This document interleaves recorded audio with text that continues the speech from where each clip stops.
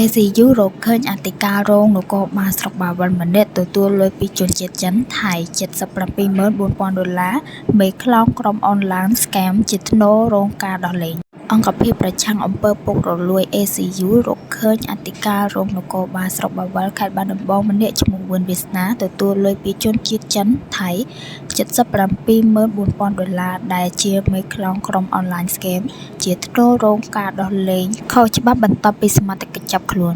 បើតាមរបាយការណ៍របស់អង្គការប្រឆាំងអំពើពុករលួយនៅថ្ងៃទី 29 ខែកញ្ញា ឆ្នាំ 2025 នេះក្រៅពីអធិការរងនគរបាលស្រុកបាវិល អង្គភាពប្រឆាំងអំពើពុករលួយក៏បានរកឃើញមនុស្សចំនួន 5 នាក់ផ្សេងទៀតដែលពាក់ព័ន្ធក្នុងករណីរកការដោះលែងក្រុមអនឡាញស្កេមនេះក្នុងនោះមានឈ្មោះ តាំងសំណាងជាយោធាមានខ្លួនឈ្មោះ ហេងសុកណាកិច្ចខ្លួនឈ្មោះ ម៉ូនីសុកដារ៉ូកិច្ចខ្លួនឈ្មោះ អូវ៉ារ៉ារ៉េរ៉ាវ៉ា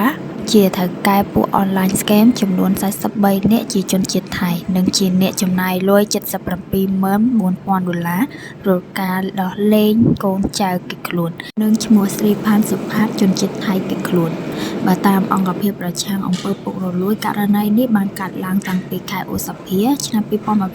ម្ល៉េះពលនៅពេលបទបញ្ជារបស់ឯកឧត្តមសេនីយ៍ ស ថេក អគ្គស្នងការនគរបាលជាតិសហការជាមួយមូលដ្ឋានបានចុះប្រតិបត្តិការរដ្ឋបាលថ្ងៃទី 2 ខែឧសភាឆ្នាំ 2025 នៅក្រុងប៉ោយប៉ែតហើយរកឃើញអ្នកចូលមកស្នាក់នៅ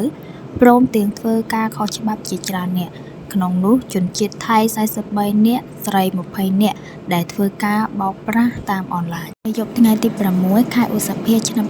2025 ឈ្មោះ វឿនវាសនាបានប្រគល់ប្រាក់ $78,400 ឲ្យទៅឈ្មោះ ហេងសុកណានៅខេត្តកំពតដើម្បីរត់ការសួរប៉ាន់ដែលមានឈ្មោះ ម៉ូនីសុកដារ៉ូជាអ្នកឃុំឃាត់និងជួយលាក់បាំងពីការផ្ទេរប្រាក់